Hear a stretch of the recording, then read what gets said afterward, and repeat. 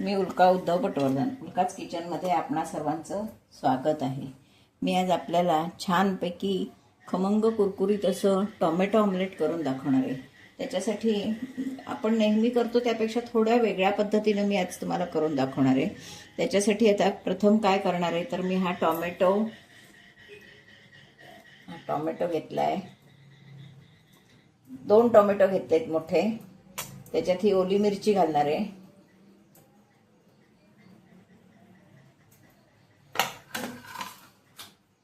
आल्याचा किस घालणार आहे थोडा, चवीसाठी छान एक चटपटी तशी चव येणार आहे चांगली मस्त. त्यानंतर एक 4 लसणीच्या पाकळ्या,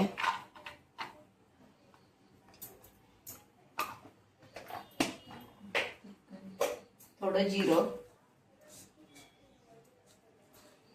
असं हे मी सगळं पहिल्यांदा वाटून घेणार आहे. पहिलं काम काय तर ते हे सगळं वाटून घेणार आहे. हळद मी त्यामध्ये थोडी घालून घेते. थोडं लाल तिखटही घालते. मिरची घातली पण कलर जरा छान येण्यासाठी म्हणून थोडं लाल तिखट घातलंय. आणि मीठही घालून घेणार आहे. नंतर आपण बघून हवं तर परत वाढवू शकतो. आधी मीठ घालून घेतलंय. मीठ घातले, हळद घातले, तिखट, जिरं, चिमूटभर हिंग तो सुद्धा याच्यातच घालते म्हणजे एकत्र सगळं व्यवस्थित आपलं वाटण छानपैकी होईल. हिंग पचनाला मदत करतो म्हणून हिंग पण घालायचं. आता आपण हे सगळं पहिल्यांदा मिक्सरला वाटून घेऊया. आता आपण ही सगळी पेस्ट काढून घेऊया. हे मिक्सर धुतलेलं पाणी पण मी त्याच्यात घालून घेते म्हणजे आपण काहीही फुकट घालवायचं नाही. तर आपलं साहित्य म्हणाल तर जवळजवळ सगळं साहित्य घालून झालेलं आहे. आता आपण ही एक मोठी वाटी मी बेसन घेतलंय.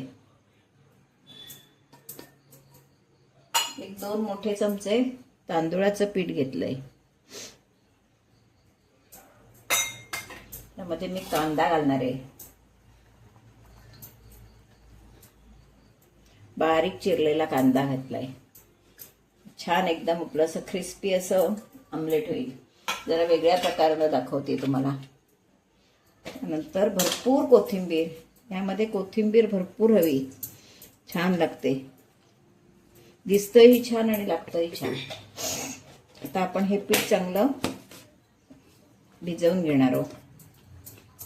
लागलं तर पाणी आपण घालणार आहोत. लागलं तर म्हणजे लागेलच, कारण हे आपल्याला सरसरीत असं पीठ करायचंय. त्याच्यासाठी आपल्याला पाणी लागणार आहे. म्हणजे चिमूटभर ओवा टाकणार आहे. ओव्यानं पचनाला मदत होते कारण आपण बेसन घातलंय ना म्हणून ओवा घालणार आहोत. हे बघा आता ह्याच्यात मी पाणी घालणार आणि पीठ आपण असं धिरड्यानं पीठ करतो तसं आपण हे पीठ तयार करणार. किती कलर सुंदर आलाय बघा. टोमॅटो आपण सगळा वाटून वगैरे घेतल्यामुळे मस्त कलर आलाय. तर आपण ह्याच्यात पाणी घालणार आहोत. आवश्यकतेनुसार पाणी घालायचंय.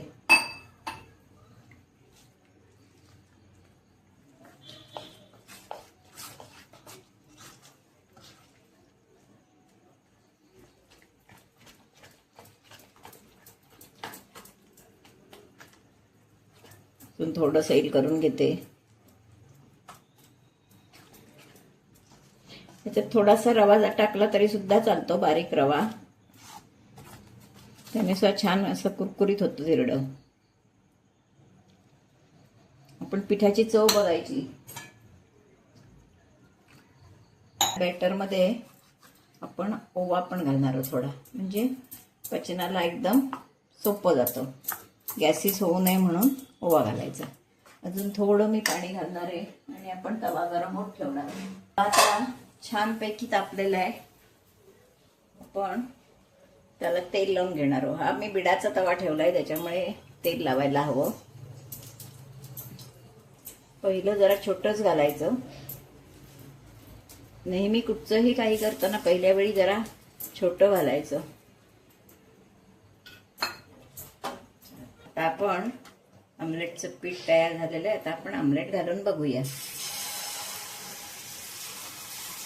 फार जाड वाटलं तर पीठ सैल करायचं किंवा असं हातानं सुद्धा आपण सारखं करू शकतो. फार जाड करायचं नाही. एकदम मस्त असा हेल्दी नाश्ता आहे. आता हे मुलांना संध्याकाळी शाळेतून आल्यावर काय द्यायचं असा प्रश्न असतो. संध्याकाळी अशी जर आपण तयारी करून ठेवली, आपण कांदा टोमॅटो म्हणजे ही प्युरी सुद्धा करून ठेवू शकतो किंवा कांदा टोमॅटो आपण चिरून ठेवू शकतो फ्रीजला. आणि त्यावेळी मुलं आली की झटकन ही होणारी डिश आहे. घरात आपल्या चटणी असतेच केलेली, कसली तरी चटणी, लोणी, दही काहीही असतंच. त्याच्यामुळे हा अतिशय उत्तम पर्याय आहे. जरा होऊन दे चांगलं. पहिलं तेल लावायला हवं वरून, पण छान दोन्ही बाजूनी उलटं सुलटं करून भाजून घ्यायचं. मुलं खुश, मुलं काय आणि मोठे काय सगळेच खुश. उलटून टाकणार आहो. किती सुंदर दिसतंय बघा, एकदम मस्त.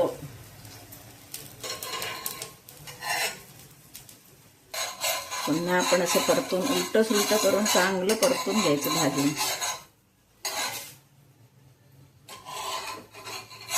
पहिल्या वेळी जरा ते सगळं तंत्र जमायला वेळ लागतो. हे बघा किती सुंदर झालंय ते. कलर पण किती सुंदर आलाय बघा. लोणी दही कशा बरोबरही खायला चालतंय हे. मुलांना चहा बरोबर शाळेतून आल्यावर काय द्यायचं असे आता पर्याय असतात. म्हणजे सगळ्यांच्या डोळ्यासमोर प्रश्न असतो. आता मूल शाळेतून येईल, आपण त्याला काय देऊयात. मग असं हे ताजं गरम गरम दिलं की पोटभरीचाही नाश्ता होतो आणि कोणालाही चालणारा नाश्ता आहे हा. जर बेसन कमी हवं असेल तर आपण तांदळाचं पीठ आणि इतरही पीठं वापरू शकतो. मी त्याच्यात थोडं ज्वारीचं पीठ घातलं तरी सुद्धा चालू शकेल. म्हणजे ज्यांना बेसन पचत नाही असं असेल तर मुगाचं पीठ सुद्धा वापरून चालणार आहे याच्यात.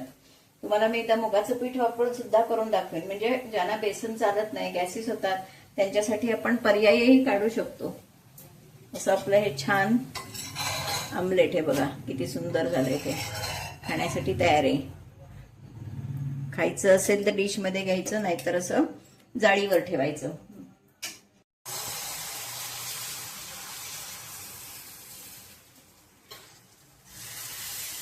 पोळी उरली तर असं छानपैकी वाटलं तर हात फिरवायचा वर, म्हणजे जाड होऊ नये, एक साईज व्हावं म्हणून.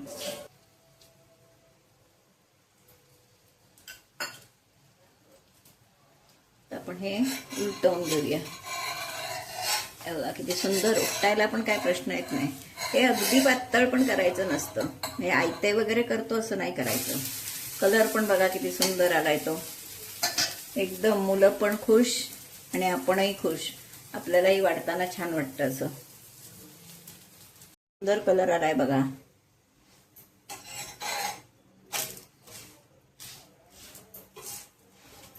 असं व्यवस्थित आपण ते मंद आचेवर भाजून काढायचं चांगलं. आमलेट खाण्यासाठी तयार आहे. तर आपण हे डिश मध्ये घेऊया.